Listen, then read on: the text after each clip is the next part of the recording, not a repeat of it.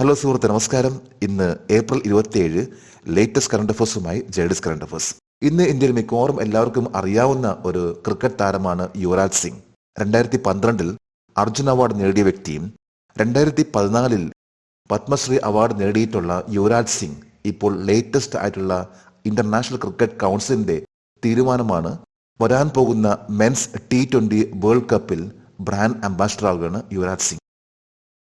ഇന്നലത്തെ current അഫേഴ്സിൽ Usain ബോൾട്ടിനെ കുറിച്ച് പറഞ്ഞിരുന്നു. അതായത് T20 ക്രിക്കറ്റ് വേൾഡ് കപ്പിന്റെ ബ്രാൻഡ് അംബാസിഡർ ഉസൈൻ ബോൾട്ട്. അതേപോലെ തന്നെ ഇന്ത്യയിൽ നിന്ന് യുവരാജ് സിംഗ് ആണ് ഇപ്പോൾ T20 വരാൻ പോകുന്ന T20 വേൾഡ് കപ്പിന്റെ ബ്രാൻഡ് അംബാസിഡർ. 3 പേരാണ് ഇപ്പോൾ ബ്രാൻഡ് അംബാസിഡേഴ്സ്. ഒന്ന് യുവരാജ് സിംഗ്, മറ്റൊന്ന് വെസ്റ്റ് ഇൻഡീസിന്റെ താരമായിട്ടുള്ള ക്രിസ് ഗെയിൽസ്, മൂന്നാമത്തത് ഉസൈൻ ബോൾട്ട്. ജൂൺ 1 ആരംഭിക്കുകയും ജൂൺ 29 അവസാനിക്കുകയും ചെയ്യുന്ന 2024 ICC men's T20 cricket world cup നടക്കാൻ പോകുന്നത് വെസ്റ്റ് ഇൻഡീസിലും USA വെച്ചാണ്. ലേറ്റസ്റ്റ് ആയിട്ടുള്ള ഓരോ കാര്യങ്ങൾ നമ്മൾ അറിയുന്തോറും അത് നമ്മുടെ കോൺഫിഡൻസ് ആണ് വർദ്ധിപ്പിക്കുന്നത്. നമ്മളിന്നും അതിനുവേണ്ടി സമയം കണ്ടെത്തുകയാണെങ്കിൽ തീർച്ചയായിട്ടും നമ്മുടെ കോൺഫിഡൻസ് വർദ്ധിക്കും. നമുക്ക് ഓരോ പരീക്ഷകളിലും എവിടെയും നമുക്ക് നന്നായിട്ട് പെർഫോം ചെയ്യാൻ സാധിക്കും. ജേഡിസ് കറണ്ട് അഫേഴ്സിന്റെ ഇന്നത്തെ മറ്റു കറണ്ട് അഫേഴ്സിലേക്ക് പോകാം. പൊതു തെരഞ്ഞെടുപ്പിന്റെ 2ാം ഘട്ടത്തിൽ ഏറ്റവും കൂടുതൽ പോളിംഗ് രേഖപ്പെടുത്തിയ സംസ്ഥാനം ഏതാണ്? മണിപ്പൂർ. 2024 നടക്കുന്ന 18ാമത്തെ ലോക്സഭയിൽ 7 ഘട്ടങ്ങളിലാണ് ഈ ഇലക്ഷൻ നടന്നുകൊണ്ടിരിക്കുന്നത്. ഇതിന്റെ 2ാമത്തെ ഫേസ്, 2ാമത്തെ ഘട്ടത്തിന്റെ ഇലക്ഷൻ ആയിരുന്നു ഈ കഴിഞ്ഞ ദിവസം, അതായത് ഏപ്രിൽ 26-ാം തീയതി. കേരളത്തിലെ 20 സീറ്റ് ഉൾപ്പെടെ 88 സീറ്റിലേക്ക് വേണ്ടിയുള്ള ഇലക്ഷൻ ആയിരുന്നു 2ാമത്തെ ഫേസ് നടന്നിട്ടുള്ളത്. ഇതിൽ ഏറ്റവും കൂടുതൽ വോട്ട് രേഖപ്പെടുത്തിയിട്ടുള്ളത് മണിപ്പൂരിലാണ്. ഏറ്റവും കുറവ് മഹാരാഷ്ട്രയിൽ. കേരളമാണെങ്കിൽ 70.35%. കേരളത്തിൽ കണ്ണൂരാണ് 75.74% വോട്ട് രേഖപ്പെടുത്തിയിട്ടുള്ളത്. എന്നാൽ ഏറ്റവും കുറവ് പത്തനംതിട്ടയിലാണ് 63.35%. 2ാം ഘട്ടത്തിൽ ഏറ്റവും കൂടുതൽ വോട്ടിംഗ് നടന്നിട്ടുള്ളത് മണിപ്പൂരിലും, ഏറ്റവും കുറവ് മഹാരാഷ്ട്രയിലും, കേരളത്തിൽ ഏറ്റവും കൂടുതൽ കണ്ണൂരും, ഏറ്റവും കുറവ് പത്തനംതിട്ടയിലുമാണ്. ഉൾനാടൻ ജലപാതകളിലെയും കപ്പൽ നിർമ്മാണത്തിലെയും വെല്ലുവിളികളും വരാനിരിക്കുന്ന പരിഹാരങ്ങളും എന്ന വിഷയത്തിൽ സംഘടിപ്പിച്ച ഒരു കോൺഫറൻസ് ഏത് സ്ഥലത്താണ് നടന്നത്? കൊച്ചി. ഏപ്രിൽ 23, 24 തീയതികളിൽ ministry of ports, shipping and വാട്ടർവേസും കൊച്ചിൻ ഷിപ്പ്യാർഡ് ലിമിറ്റഡും ഇൻലാൻഡ് വാട്ടർവേസ് അതോറിറ്റി ഓഫ് ഇന്ത്യയും സംയുക്തമായി നടത്തിയിട്ടുള്ള ഒരു കോൺഫറൻസ് ആണ് challenges and prospective solutions in inland waterways and ship building. ഈ ഒരു കോൺഫറൻസ് നടന്നിട്ടുള്ളത് കൊച്ചിയിലാണ്.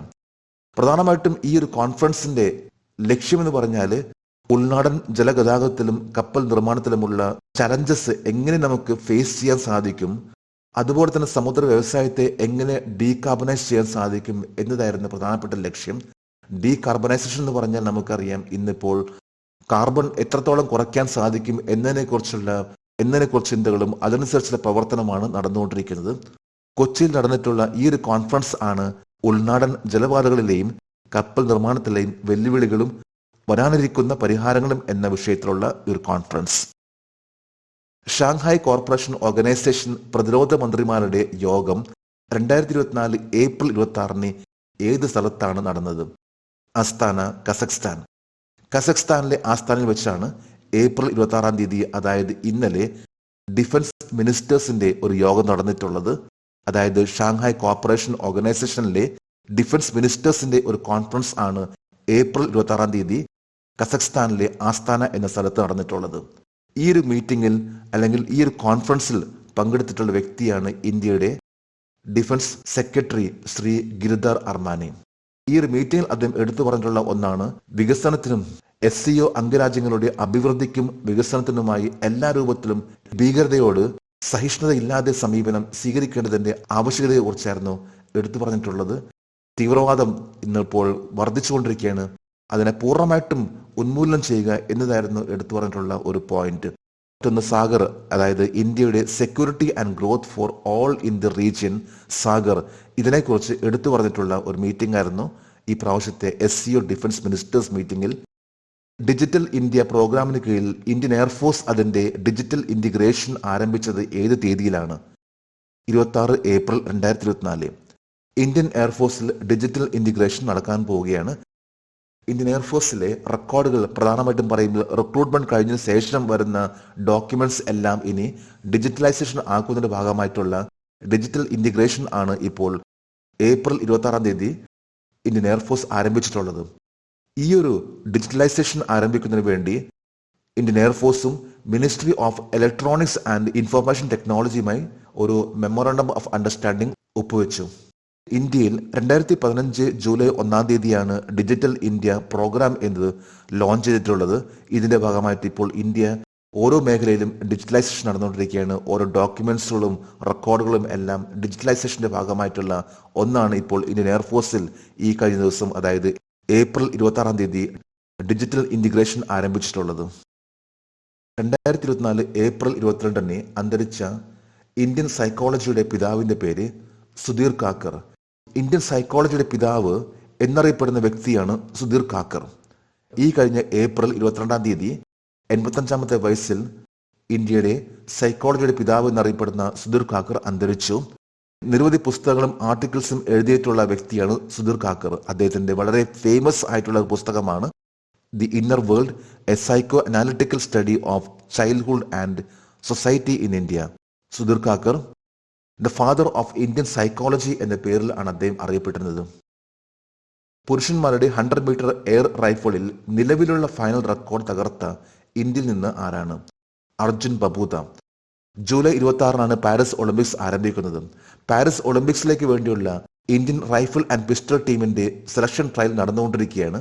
ഈ സെലക്ഷൻ ട്രയൽ നടക്കുന്നത് ന്യൂഡൽഹിയിലെ ഡോക്ടർ കർണി സിംഗ് ഷൂട്ടിംഗ് റേഞ്ചിൽ വെച്ചാണ്.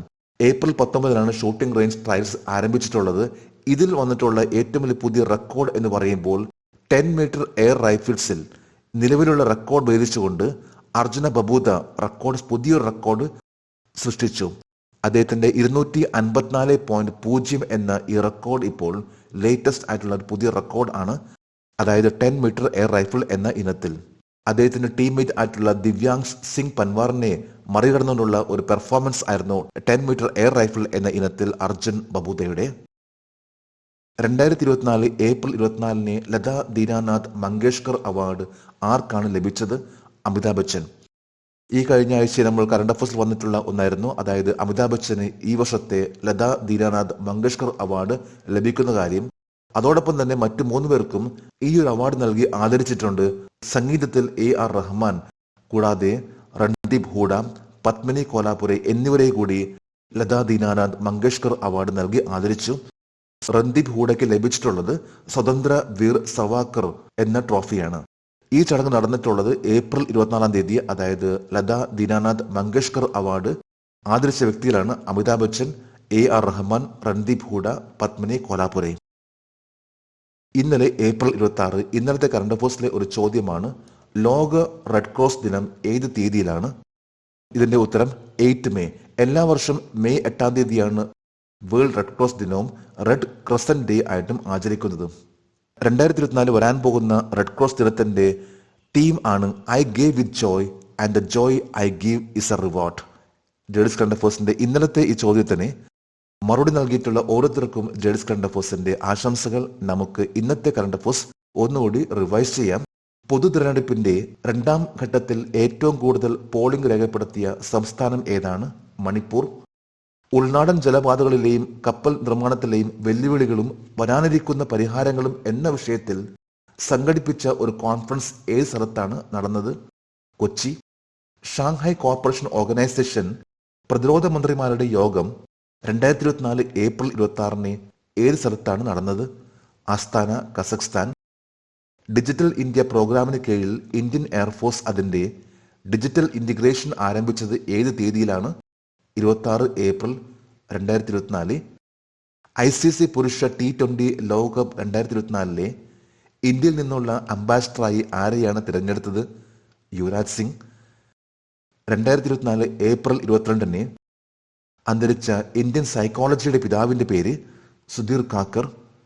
പുരുഷന്മാരുടെ 10 മീറ്റർ എയർ റൈഫിളിൽ നിലവിലുള്ള ഫൈനൽ ലോക റെക്കോർഡ് തകർത്തത് ഇന്ത്യയിൽ നിന്ന് ആരാണ്? അർജുൻ ബബൂത.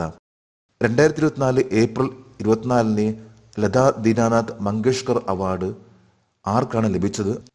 അമിതാഭ് ബച്ചൻ.